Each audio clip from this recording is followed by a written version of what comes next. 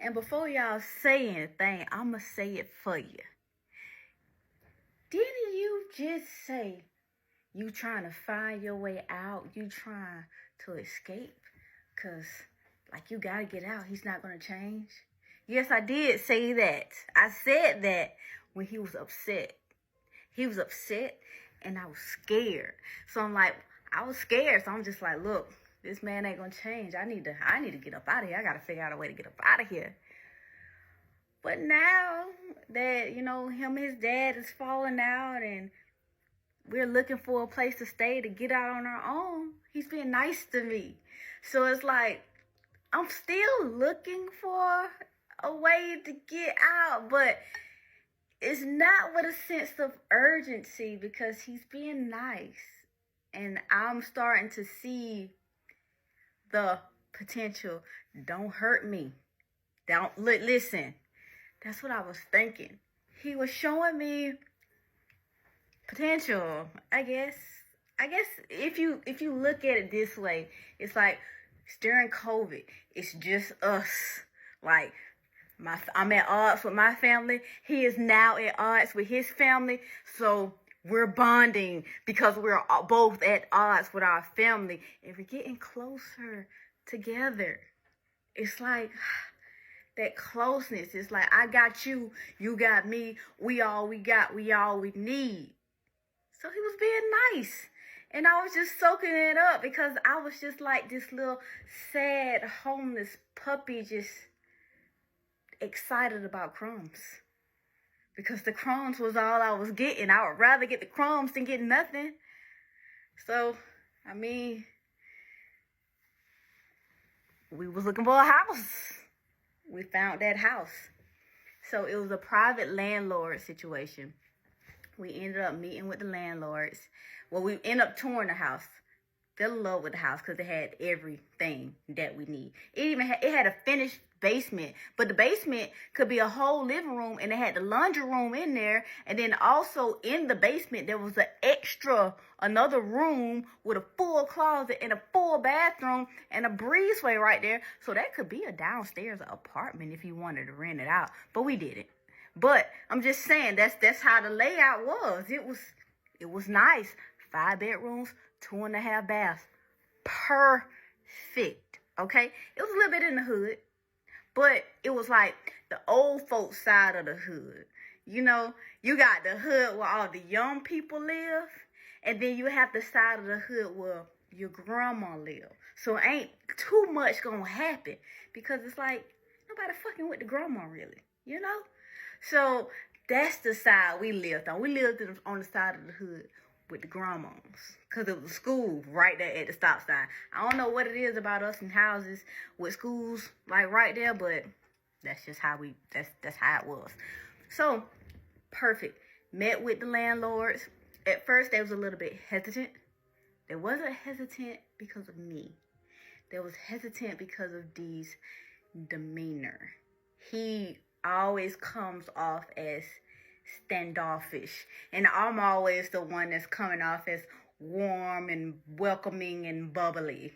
So we're like we're offsetting, like he is the polar opposite of me. So whenever we're together, people tend to talk to me and not him because he's standoffish. So the wife was peeping how standoffish he was, so she kept like side-eyeing him the whole time we was going over the lease agreement because they still could back out. But she kept like side-eyeing him. But eventually, she got over it. Of course, we signed the lease, moved in. Okay? But mind you, remember, when we was in Savannah, we had to put all our stuff in storage because we didn't have a place to stay. So all of our stuff, well, my stuff, because damn, that was my house. That was all my stuff. It ain't gonna contribute to nothing. He had a mattress. Anyway, all of the stuff was in storage. Oh, in the city.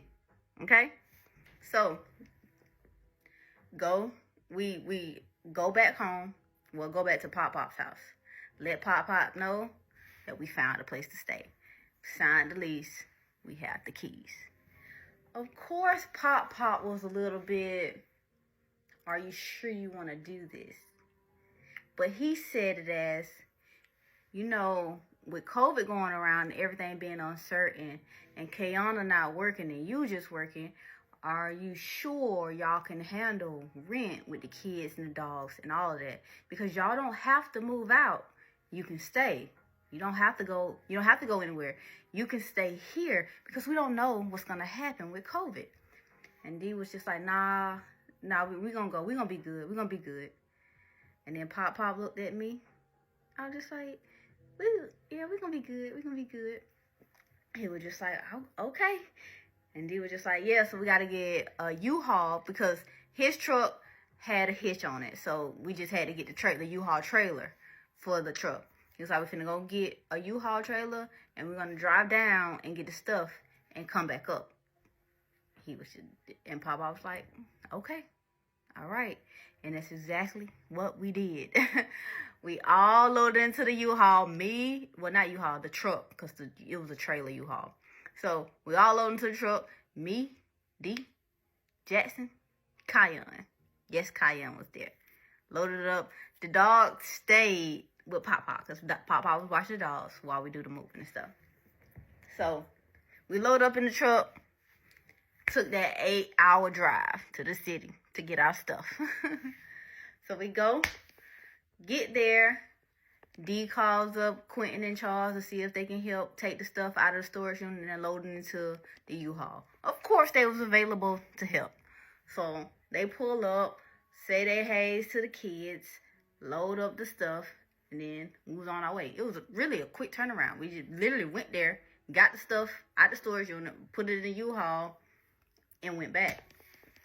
But on the way back to Maryland, D's phone kept going off. But it wasn't phone calls. It wasn't text messages. It was his Instagram. And I'm just looking and I'm seeing the notifications, but I'm just like, I have learned to not question this man about anything. Because if I'm going to stay, I don't need to be looking for shit. Because they ain't going to do nothing but make me mad. I'm going to cry and I'm going to stay. So I'm looking and I see it and I'm just like, I'm not going to say nothing. Fuck it. I do not care. I'm not going to let this ruin anything. So we get back to Maryland. We get back to his dad's house. Parked for the night. Went to sleep. Woke up the next morning.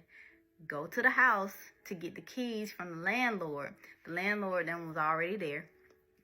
Because they was like doing their final little walkthrough. He came, gave me the keys. It was a husband and wife. Black couple, husband and wife. Maybe not in their late 40s. Husband and wife. They used to live there and then they moved out of that house into a bigger house across town.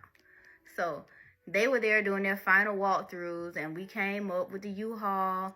They gave us the key and they were just like, hey, we're going to come back a little bit later to change out the blinds and to paint the front porch. And Dee was like, nah, y'all don't need to do that. Y'all don't have to do that. She was just like, well, we want to put new blinds in and we're going to paint. He was like, well, we're going to be moving stuff in so I can change the blinds. And the wife looked at Dee and then she looked at me. I was just like, well, if y'all want to come paint the porch, I'll be here tomorrow, and y'all can come paint whenever. But for today, can we just get all our stuff in, and then y'all just come back later once we got our stuff in, because we don't want y'all to get in the way, and we don't want to mess up the paint. And the wife was just like, okay, yeah, we can do that.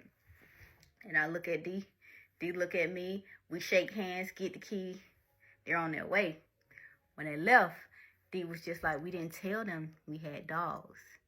I was like, you said that you didn't want to tell them that we had dogs because our dog breed was on the aggressive dog breed and it was restricted. We were not allowed to have that breed in the house. And D was just like, that's why they don't need to be coming here.